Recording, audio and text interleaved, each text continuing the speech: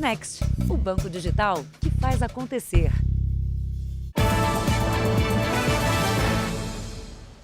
Boa noite. Boa noite. Em São Paulo, a Polícia Civil fez 2 operações contra as chamadas quadrilhas do Pix. Dessa vez, as vítimas eram atraídas em sites de relacionamento e sequestradas quando iam para os encontros. Depois, eram obrigadas a fazer transferências bancárias. João Vitor da Silva, de 26 anos, foi detido em casa, numa comunidade na zona oeste da capital paulista. No sobrado, a polícia encontrou um colete, uma arma e munição, que teriam sido roubados de um guarda civil metropolitano.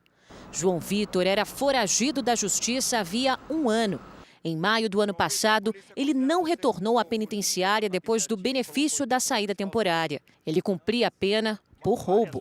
Segundo as investigações, que começaram há 2 anos, João Vitor é um dos líderes da quadrilha do Pix, que atua principalmente na zona oeste de São Paulo, sequestrando e torturando pessoas para roubar grandes quantias de dinheiro. Apenas uma das dezenas de vítimas do grupo teria perdido cerca de R$290 mil.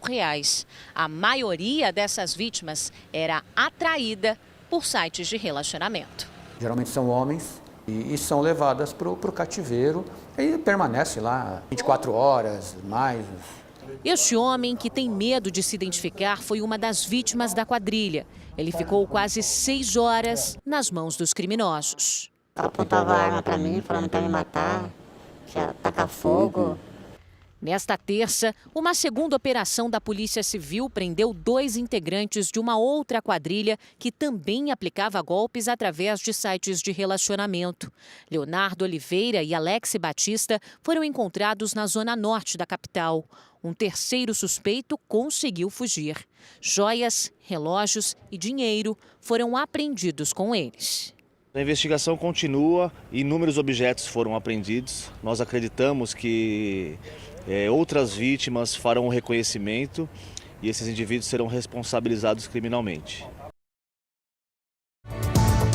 Veja agora outros destaques do dia. Ministro da Defesa se reúne com o presidente do Supremo para discutir equilíbrio entre os poderes. Postos da Justiça Eleitoral registram fila para tirar e regularizar o título. Jovem ferido por peixe elétrico fica com o corpo paralisado no Amapá. Na reportagem especial, o estrangeiro que se mudou para o Brasil foi roubado e vive há 5 anos sem documentos nas ruas de São Paulo.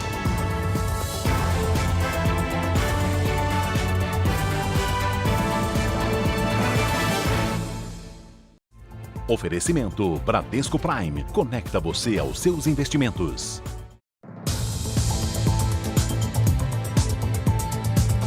No Rio de Janeiro, a polícia fez uma operação contra traficantes que atuam em Mangaratiba, na Costa Verde Fluminense. Os criminosos estariam se mudando para lá para assumirem o controle do tráfico de drogas na região. O carro blindado avança pelas ruas da comunidade Faz Quem Quer, em Rocha Miranda, na zona norte do Rio de Janeiro. Os policiais procuram por Anderson Santana da Silva, o Gão, apontado como chefe do tráfico de drogas no local e integrante da maior facção criminosa do estado. As investigações mostram que Anderson estaria coordenando a invasão de traficantes do Rio e Angra dos Reis para o distrito de Conceição de Jacareí, em Mangaratiba, na Costa Verde. 21 suspeitos de envolvimento com o tráfico na região foram presos. A polícia monitorou os traficantes por 6 meses e descobriu que, além da venda de drogas, a quadrilha também era responsável pelo aumento na incidência de outros crimes na região. Segundo as investigações, os criminosos também eram envolvidos em roubos de carros, cargas, assaltos a pedestres e a estabelecimentos comerciais. Na invasão ao distrito, que costumava ser tranquilo, os criminosos levaram armas de grosso calibre, como fuzis, e grande quantidade de drogas.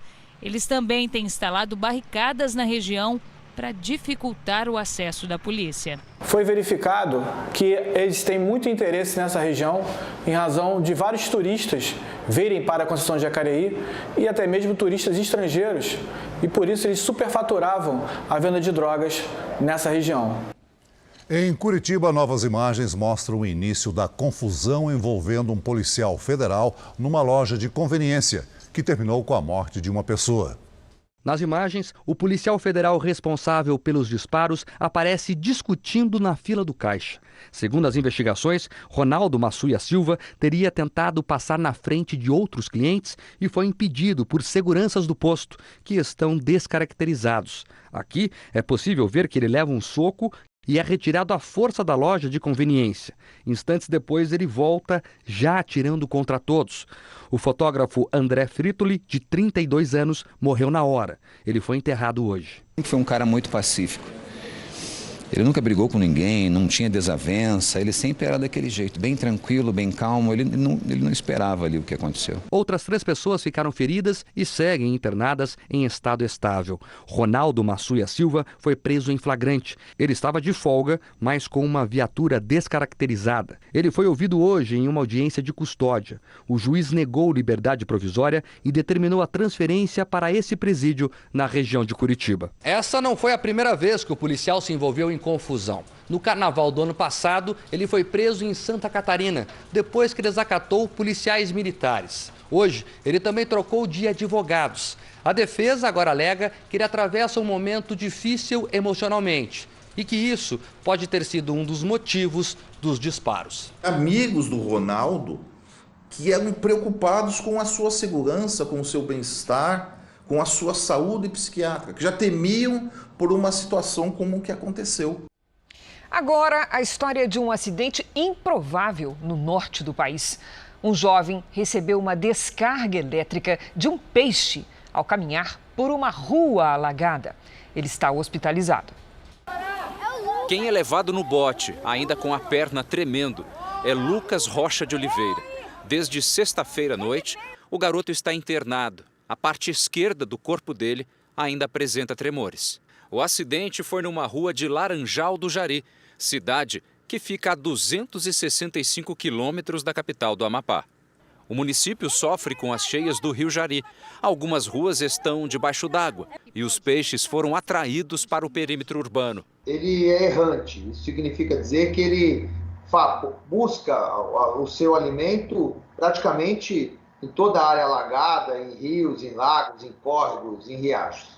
O poraquê é uma espécie de peixe elétrico encontrado somente nos rios da Bacia Amazônica, do centro-oeste e do norte do país. O animal, segundo especialistas, dá esses choques para se defender ou quando precisa se alimentar. E a descarga elétrica, geralmente, pode ser muito forte, passando dos 800 volts. Peixes como o poraquê têm a habilidade de transformar estímulos do sistema nervoso em eletricidade. O especialista explica que a voltagem é maior do que a encontrada em residências. Isso equivale a praticamente 8 vezes aquele choque que a gente encontra se colocar o dedo numa tomada, por exemplo. Até um boi, um cavalo, uma vaca, um porco selvagem, uma capivara, até mesmo um jacaré. Se tiver contato com essa carga elétrica que esse peixe é capaz de produzir, pode levar o indivíduo à morte. A água também é condutora de eletricidade, mas um peixe de 50 centímetros é capaz de gerar pulsos elétricos e não correntes contínuas. Talvez por isso, o choque sofrido por Lucas não tenha sido fulminante.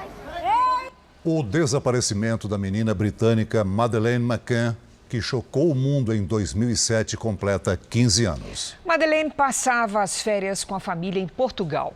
Pouco antes que o crime fosse considerado prescrito, o Ministério Público Português apontou um suposto culpado.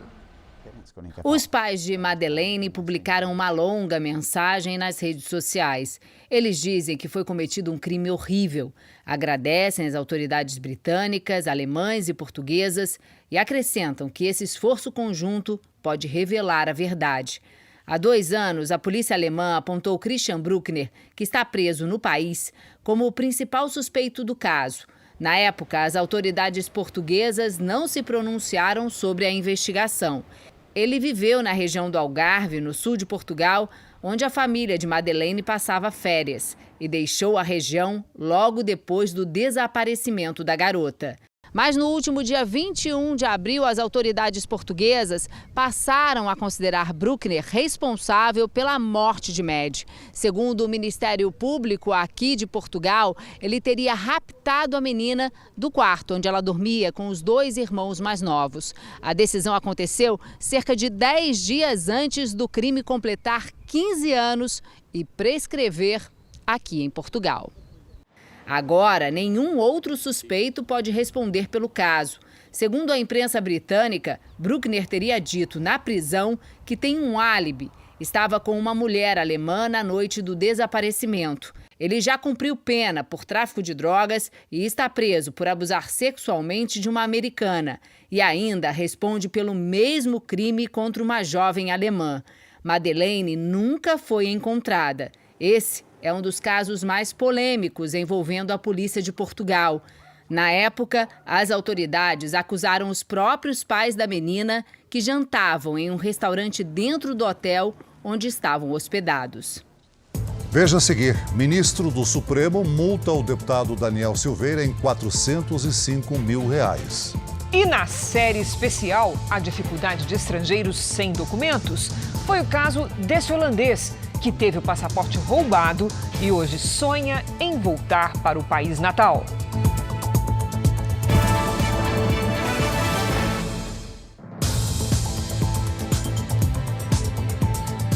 O presidente do Supremo Tribunal Federal, ministro Luiz Fux, se reuniu separadamente hoje com o presidente do Senado, Rodrigo Pacheco, e com o ministro da Defesa, general Paulo Sérgio Nogueira, para discutir o equilíbrio entre o governo e o judiciário. Luiz Fux e Rodrigo Pacheco conversaram por 45 minutos na presidência do Supremo em Brasília e assumiram o compromisso de buscar a harmonia entre os poderes, respeitando as regras constitucionais. A razão de ser do encontro é a necessidade dessa manutenção e dessa permanência do diálogo e da relação entre o Congresso Nacional e o Supremo Tribunal Federal, algo também recomendável em relação ao Poder Executivo. Eles também conversaram sobre o processo eleitoral. O que nós não podemos é permitir que o acirramento eleitoral, que é natural do processo eleitoral e das eleições, possa descambar para aquilo que eu reputei anomalias graves de se permitir falar sobre intervenção militar, sobre atos institucionais, sobre frustração de eleições, sobre fechamento do Supremo Tribunal Federal. Depois de Pacheco, o ministro da Defesa, general Paulo Sérgio Nogueira, foi recebido por Fux. A conversa durou quase 1 hora. O ministro da Defesa disse a Fux que as Forças Armadas estão comprometidas com a democracia brasileira e que os militares atuarão dentro de suas competências para a normalidade das eleições. Ele tem procurado alguns ministros do Supremo e do Tribunal Superior Eleitoral para melhorar a relação entre os poderes. Ministros com quem conversei afirmaram que as Forças Armadas reiteraram apoio à harmonia entre os poderes. Eu conversei há pouco com um oficial militar próximo ao ministro da Defesa, o general Nogueira, sobre esse encontro com o presidente do STF, Luiz Fux. A auxiliares, o ministro Nogueira definiu o encontro como, abre aspas, construtivo e importante para a acomodação das relações institucionais e para ajustes que serão necessários. Fecha aspas. O presidente Jair Bolsonaro se reuniu com o alto comando do Exército e vários ministros militares. O presidente participou de 2 reuniões que não estavam na agenda, no comando do Exército e no Ministério da Defesa. O general Braga Neto, ex-ministro da Defesa, o atual ministro Paulo Sérgio Nogueira e os comandantes das Forças Armadas estiveram presentes. As reuniões que não estavam previstas chamaram a atenção do mundo político aqui em Brasília nesta terça-feira. O motivo é o atual momento de crise institucional entre o governo e o Supremo. Não foi a primeira vez que o presidente Bolsonaro participou desses encontros. Já fontes militares com quem eu conversei disseram que as Forças Armadas ainda não consideram que haja uma crise com o STF. A avaliação é que a recente declaração do ministro Luiz Roberto Barroso, que gerou resposta das Forças Armadas, foi um problema pontual e está resolvido. Também hoje, o ministro Alexandre de Moraes, do Supremo, deu 15 dias para que a Polícia Federal conclua o relatório da investigação que apura suposto vazamento feito pelo presidente Jair Bolsonaro de documentos sigilosos. A Procuradoria-Geral da República pediu o arquivamento da investigação, mesmo após a PF apontar suposto crime de violação do sigilo funcional. Em mais um ponto de desentendimento, a Justiça Eleitoral desistiu de convidar representantes da União Europeia para acompanhar as eleições de outubro. Isso ocorreu após o Ministério das Relações Exteriores argumentar que o país não faz parte da União Europeia e não deve se colocar em posição de subordinação à entidade. Em nota, o Tribunal Superior Eleitoral disse que, em conversas preliminares com representantes da União Europeia, a Justiça Eleitoral constatou que não estavam presentes todas as condições necessárias para viabilizar uma missão integral de observação eleitoral. O TSE não cita o Ministério das Relações Exteriores e nem descarta uma participação mais reduzida dos europeus. A greve dos servidores do INSS tem provocado filas para beneficiários que precisam de uma perícia médica. Muitas pessoas estão sem receber o auxílio-doença. Por quê? João trabalha como vigilante. Depois de ter uma pneumonia, ficou impossibilitado de retornar ao trabalho por causa da falta de ar e do cansaço. Por 3 meses, ele recebeu o auxílio-doença, mas o benefício foi cancelado. Ele aguarda uma nova perícia para comprovar que ainda não consegue voltar. Estava dando sim para poder me manter. Eu comprar, fazer minhas coisas, pegar meu transporte, pagar as coisas, eu estava devendo aos pouquinhos. Mas agora, infelizmente, eu não tenho para quem recorrer.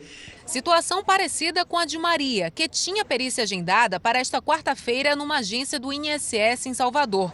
Mas o atendimento foi remarcado para julho. Horrível, né? É péssimo isso, só sofrimento, né? Mais de 1 milhão de pessoas em todo o país aguardam para fazer a perícia médica. Segundo o Ministério do Trabalho e Previdência, o agendamento leva em média 66 dias. Uma medida provisória editada pelo governo na semana passada deve diminuir o tempo de espera pela perícia médica. Os atestados particulares passaram a ser aceitos para a concessão do benefício. O processo pode ser feito online, mas apesar da MP já estar valendo, ela ainda aguarda a normatização pelo INSS. Por isso, na prática, as filas ainda não diminuíram. Ela visa desafogar a fila de espera, que hoje é muito grande, do INSS. Veja a seguir os perigos da Avenida Paulista, um dos cartões postais de São Paulo. Criminosos atacam pedestres e também lojas e mercados. E na série especial, a vida invisível de mais de 500 mil de estrangeiros que estão em situação irregular e sem documentos no país.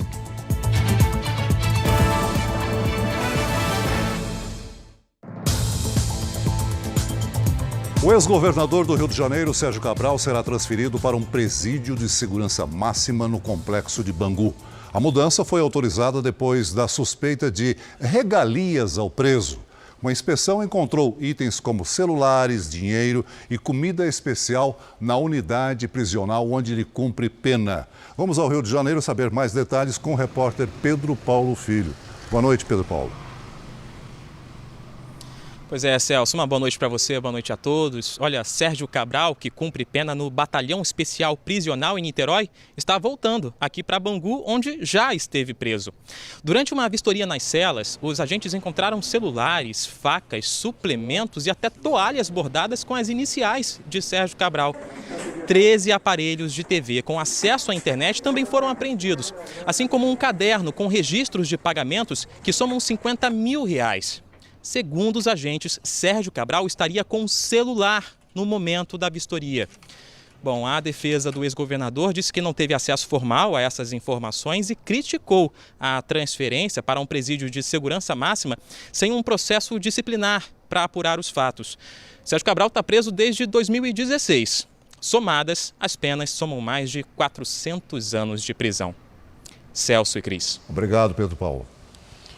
Ainda no Rio de Janeiro, passageiros depredaram uma estação do BRT, o sistema de transporte de ônibus expresso.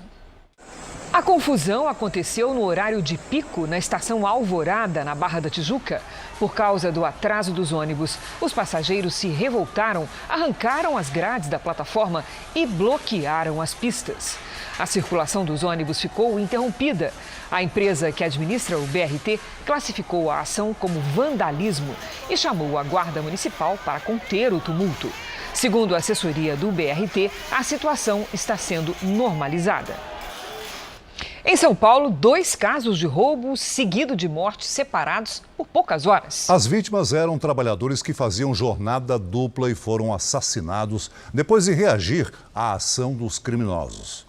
As câmeras de vigilância flagraram o momento em que o carro do motorista de aplicativo bateu no portão da casa. Eram 11 horas da noite. Assustados, os vizinhos acionaram a polícia. Mas quando os agentes chegaram, havia pouco a fazer. Eduardo, de 58 anos, já estava morto dentro do carro. O motorista foi vítima de uma emboscada num crime que se repete diariamente aqui em São Paulo. Ele foi chamado pelo aplicativo para uma corrida, mas quando chegou ao ponto de partida, foi rendido por assaltantes. Segundo a polícia, ele reagiu e foi baleado. Os assaltantes fugiram sem levar nada. Os familiares disseram que Eduardo trabalhava dobrado para poder sustentar a família. Ele trabalha no mercado, depois que ele paga do mercado ele vai fazer aplicativo. Num outro caso de latrocínio, que é o roubo seguido de morte, a vítima também foi um trabalhador que tinha a jornada dupla.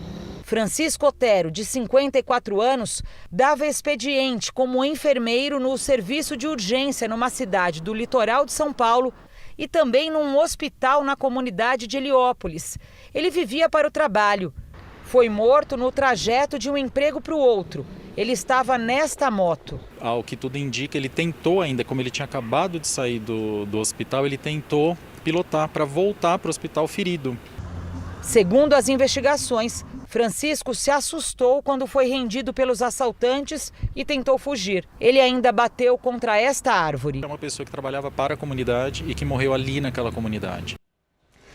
O Jornal da Record faz agora um alerta sobre a Avenida Paulista, o símbolo da cidade de São Paulo. Ela já é o ponto preferido dos criminosos para roubar e furtar celulares. Mas os ladrões, Celso, atacam também as lojas, bares, restaurantes e mercados. Quem trabalha ou apenas passeia pela Avenida Paulista tem medo. No meio da apresentação, o susto. As garotas correm para evitar o furto de uma caixa de som. Eles estavam assistindo a gente, aí eles fizeram assim para ir, aí na hora eu já reparei, eu já peguei, já tentei salvar alguma coisa. Acostumadas a frequentar a região, as integrantes do grupo de dança caminham pela Avenida Paulista protegendo as mochilas. Durante a entrevista, uma delas esconde o celular junto ao corpo. A avenida símbolo de São Paulo é hoje um dos principais alvos dos bandos que furtam e roubam celulares. Mas o principal risco por aqui é para quem trabalha na região, por causa de uma onda de crimes contra o comércio. O gerente de uma lanchonete passou mais de uma hora como refém de 2 homens armados, que levaram tudo. Eles pegaram, me levaram de joelho até o banheiro, me trancaram no banheiro e levaram todo o dinheiro, levaram todo o cigarro, levaram todo o equipamento das câmeras. Foi um terror. Neste mercado, a prateleira do café ficou vazia. A de carnes e queijos, quase. As câmeras de segurança flagram constantemente pessoas que entram e fazem a limpa. Um dos funcionários acredita que pode ser um crime de encomenda. Quando eles furtam, eles vão direto no item. Eles não ficam procurando, roubando várias coisas. Eles vão, por exemplo, rouba só café. Então ele vai lá naquela hora e rouba todo o café que tem.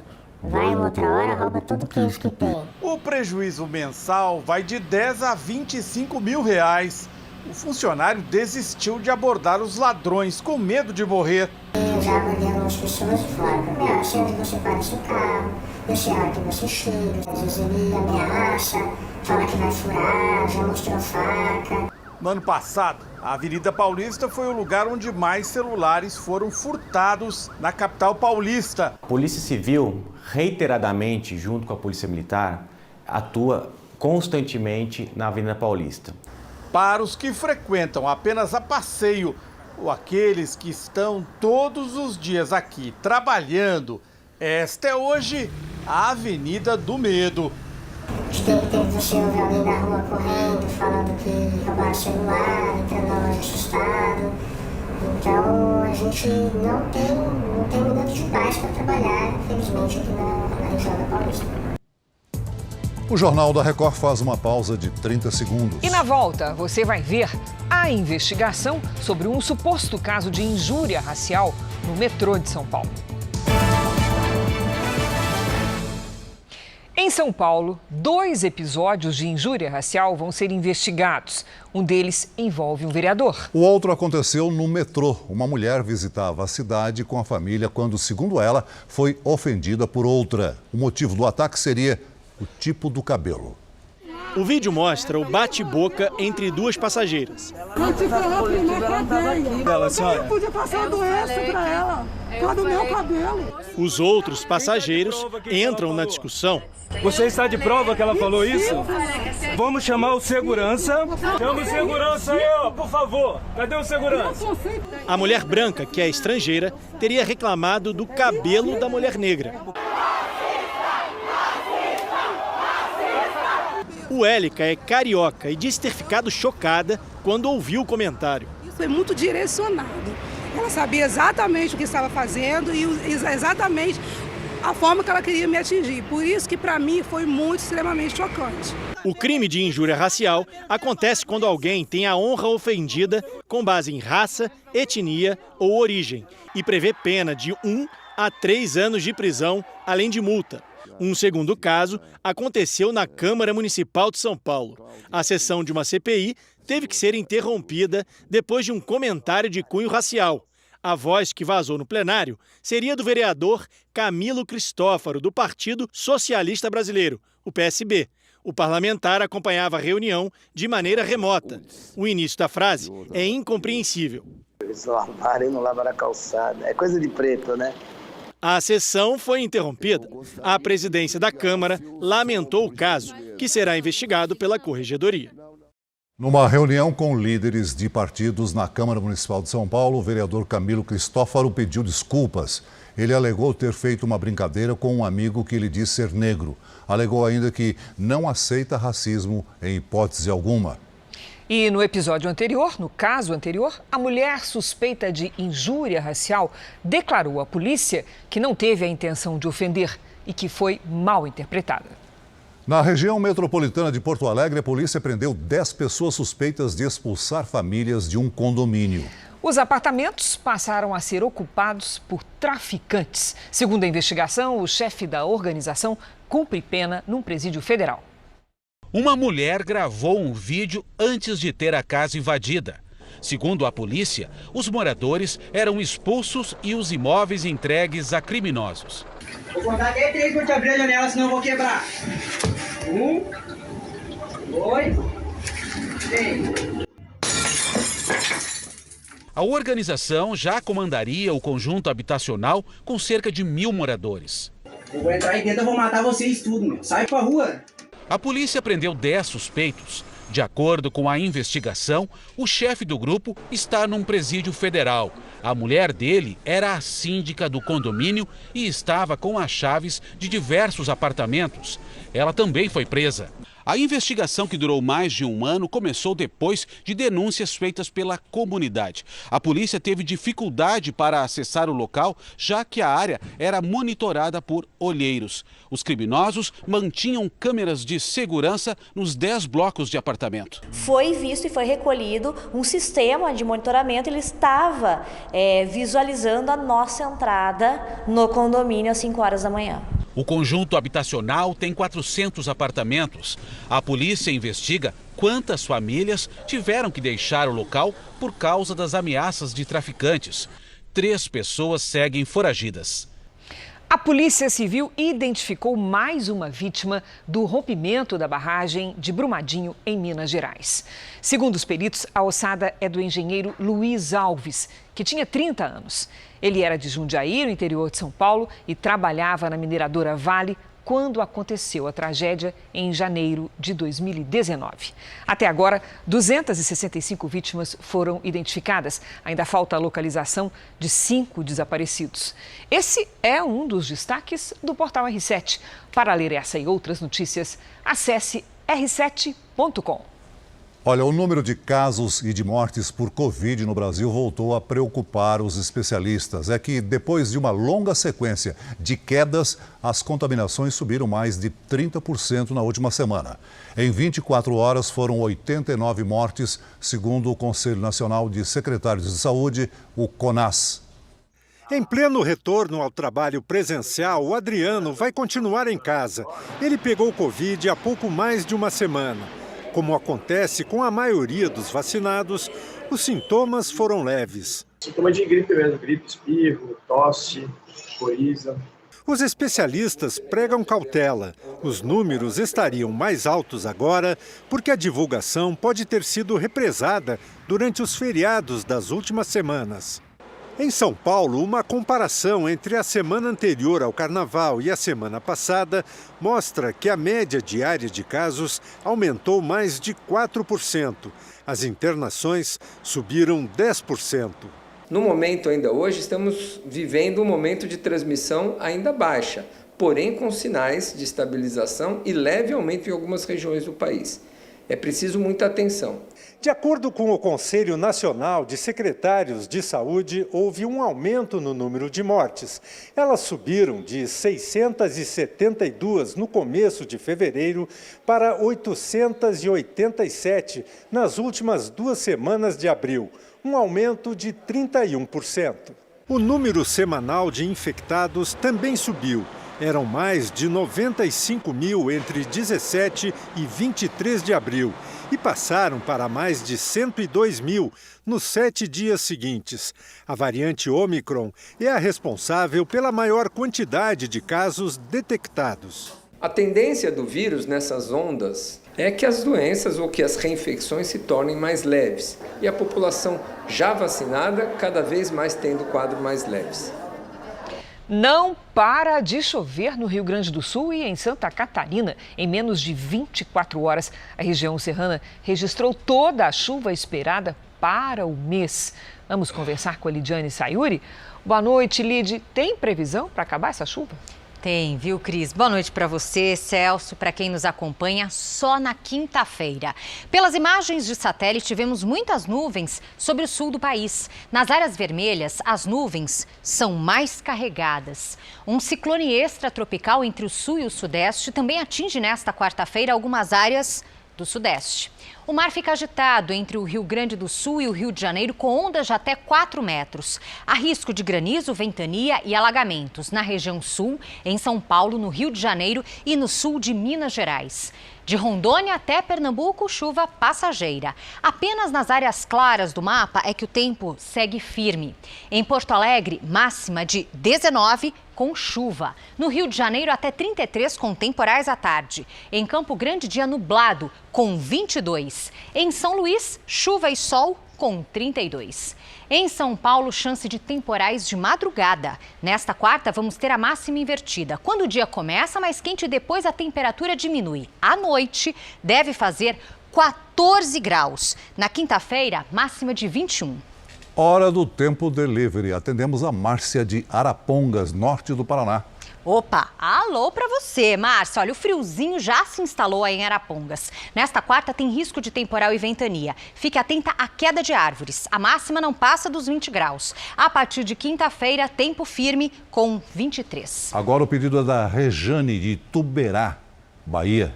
Opa, Rejane, por aí o destaque é o calor. Nesta quarta faz até 30 graus, com chuvinha depois do almoço. A quinta começa com neblina e garoa, o sol aparece à tarde e faz 30 graus também. E na sexta pode chover. Participe do Tempo Delivery pelas redes sociais. Mande uma mensagem com a hashtag #VocêNoJR. Boa noite, gente. Obrigada, Lidy. Até amanhã, Lidy. O exército russo retomou os ataques a Mariupol, no sul da Ucrânia, depois que civis deixaram a siderúrgica onde estavam refugiados. Mísseis também atingiram cidades em outras regiões do país. Em Odessa, instalações militares foram atingidas. A Ucrânia nega e diz que os ataques destruíram um prédio residencial e mataram um adolescente de 15 anos. Bombardeios também teriam matado 10 pessoas na região de Donetsk, no leste do país. Em Mariupol, a fumaça indica a retomada dos bombardeios à siderúrgica. Uma trégua de algumas horas permitiu a retirada de famílias que se abrigavam no complexo industrial.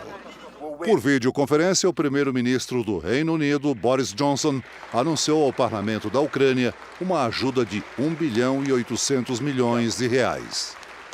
O Jornal da Record faz uma pausa de 30 segundos. E na volta, ministro do Supremo impõe multa de R$ 405 mil ao deputado Daniel Silveira.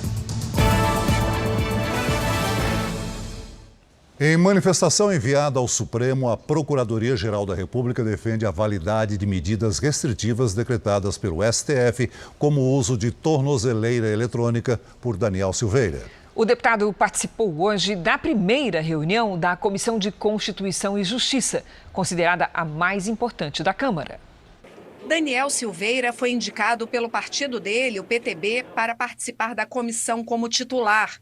Em um momento em que ele não estava presente, os deputados governistas e de oposição discutiram se ele poderia permanecer. O presidente da CCJ adotou um tom de neutralidade para tentar acalmar os ânimos.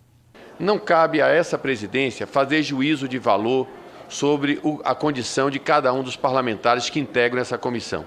É uma prerrogativa dos líderes partidários. Daniel Silveira também esteve na Comissão de Segurança Pública, da qual é vice-presidente. Nossas imagens mostram que ele estava sem a tornozeleira eletrônica, que, segundo a Secretaria de Administração Penitenciária do Distrito Federal, está desligada desde o dia 17 de abril. Hoje, a Procuradoria-Geral da República respondeu ao questionamento do ministro do Supremo, Alexandre de Moraes, sobre o tema. A vice-procuradora-geral, Lindora Araújo, defendeu que Silveira tem que usar a tornozeleira, não pode sair do estado do Rio, a não ser para exercer atividade parlamentar em Brasília, e não pode frequentar lugares públicos. Nem vou usar, né? Se ela não entende que o CPP, artigo 319, medidas restritivas, não se aplica a parlamentares sem deliberação da casa, ela tem que realmente voltar à faculdade. O presidente do Senado, Rodrigo Pacheco, tenta costurar com os senadores um instrumento para tentar limitar os poderes do presidente da República em caso de indulto ou graça. Apesar de ainda estar no início, a ideia é que este freio venha por meio de uma PEC, uma proposta de emenda à Constituição, que daria mais segurança jurídica ao processo. Segundo o presidente da Câmara, ele não foi procurado para tratar sobre o assunto. A gente necessariamente não tem que dar freios ou acelerar. Se o Congresso quiser mudar, é isso que eu quero dizer, ele tem a liberdade e a prerrogativa de apresentar alteração constitucional. Então, o que não dá para falar é sobre hipótese.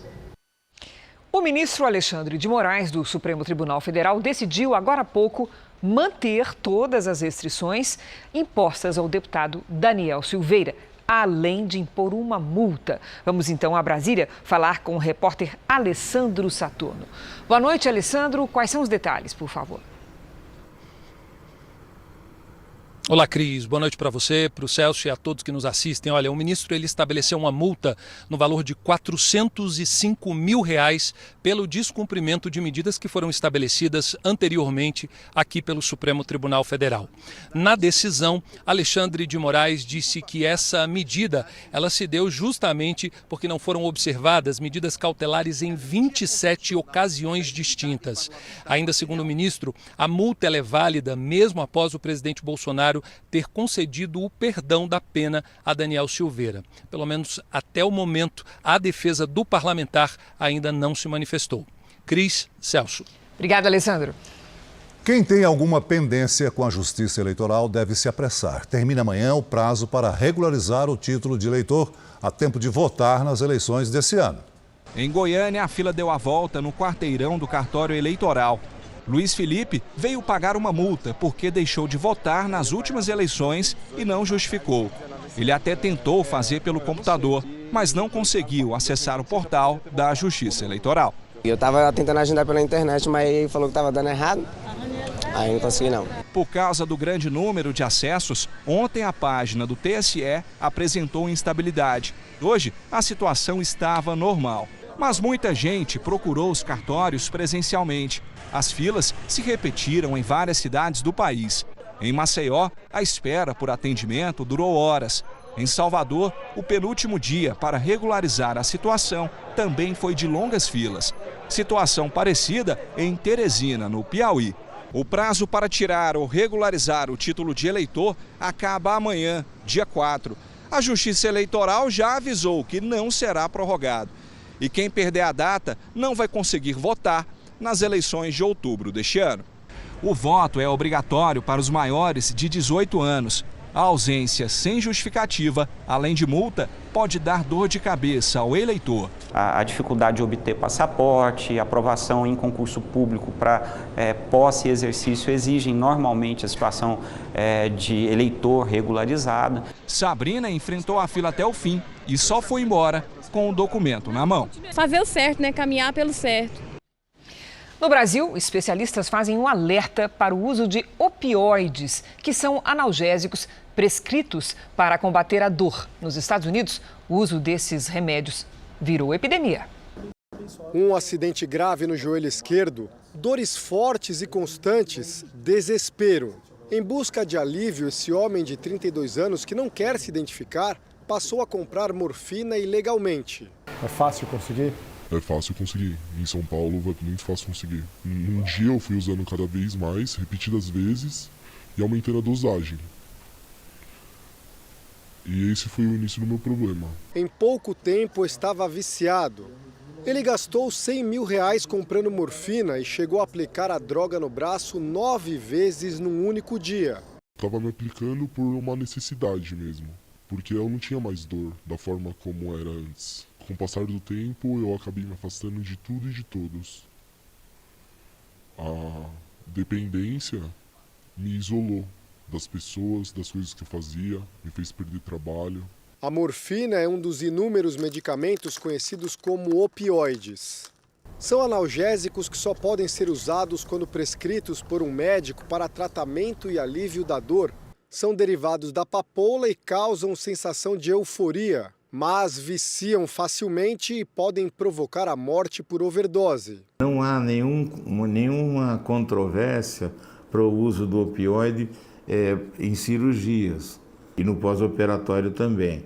Para algumas dores de forte intensidade, como alguns dos doentes que são portadores de câncer, também não há nenhuma dúvida que o opioide é bem indicado. O grande risco, o maior medo que nós temos quando a gente prescreve opioide, quando alguém vai fazer uso do opioide, é a depressão respiratória, né? E outro risco é você ficar viciado. O uso de opioides é cada vez maior e mais perigoso aqui no Brasil. E isso acontece porque pacientes que poderiam ser tratados, por exemplo, com fisioterapia ou analgésicos leves, se automedicam ou ainda recebem prescrições inadequadas de médicos. E o pior, depois de se tornarem dependentes, muitas pessoas passam por consultas com diferentes profissionais para conseguir mais receitas e assim continuar comprando o medicamento. Nos Estados Unidos, o vício no uso desses medicamentos já é considerado uma epidemia. 80% dos analgésicos opioides produzidos em todo o mundo são consumidos no país. Os dados são da Sociedade Americana de Médicos. No Brasil, a venda de remédios analgésicos à base de ópio indicados para dores moderadas já corresponde a 90% das prescrições, segundo dados da Anvisa. O nosso personagem teve que se internar numa clínica de reabilitação. 11 meses depois de se livrar do vício em opioide, ele faz um alerta a quem sofre com dores agudas. O uso de opioides não é para ser feito de forma individual sem um acompanhamento médico. É um caminho sem volta. E o futuro é triste. Essas pessoas vão perder muita coisa, assim como eu perdi. Na China, uma mulher foi retirada com vida dos escombros de um prédio que desabou na última sexta-feira. A mulher foi resgatada hoje e estava consciente. Segundo os socorristas, ela ficou batendo em vários objetos para emitir sons e ajudar na localização. Outras 8 pessoas sobreviveram ao desabamento. O Jornal da Record faz uma pausa de 30 segundos. E na sequência você vai ver a história do estrangeiro que foi assaltado e há 5 anos vive pelas ruas de São Paulo sem documentos.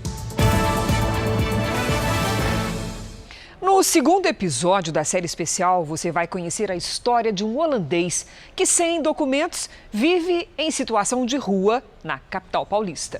Ele perdeu o contato com a família e sonha com a volta para casa, mas para sair do país precisa do passaporte que foi roubado.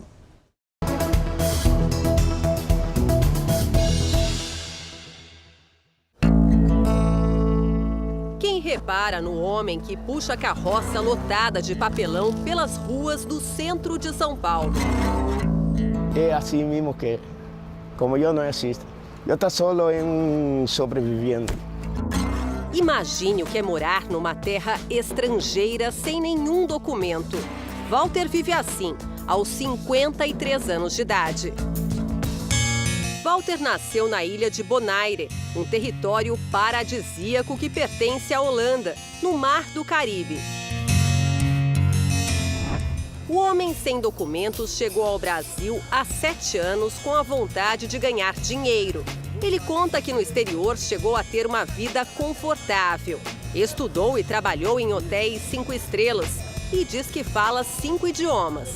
Papiamento, inglês, holandês, espanhol. E agora português? E agora português são 5.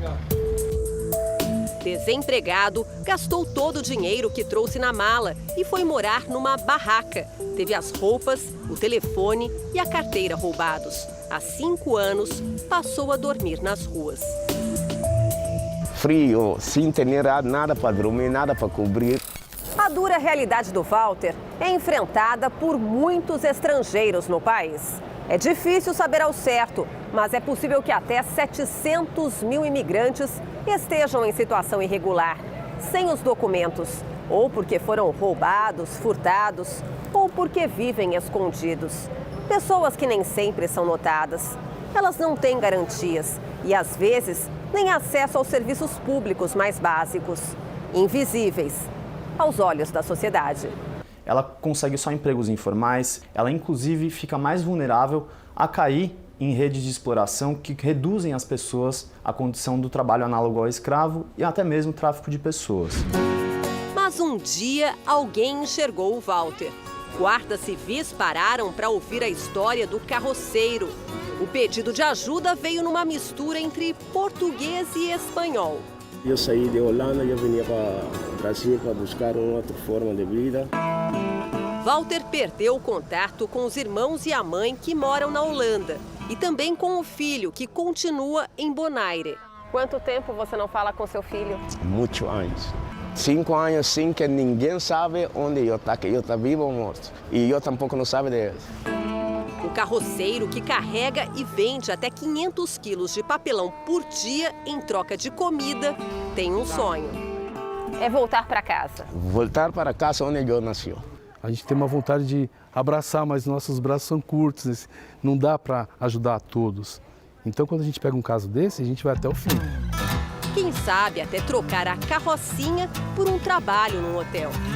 Muita garra para trabalhar, mas falta oportunidade, né? Lhe falta o documento. Falta o documento. E é isso que a gente está tentando fazer a correria para fazer acontecer. Durante 15 dias, a meta de um grupo de guardas civis de São Paulo foi ajudar o imigrante holandês em situação de rua a resgatar a própria identidade. A resposta estava na palma da mão. Pela rede social, a família de Walter foi encontrada. E aí começava uma nova etapa dessa missão, achar mais uma vez o Walter pelas ruas da maior cidade do país.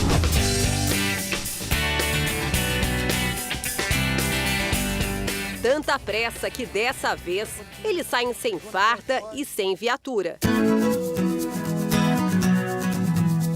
Os guardas procuram por toda parte, conversam com muita gente, até que alguém dá uma pista certeira. E então, olha lá, o Walter. E aí? Let's gonna talk to your sister in Holland.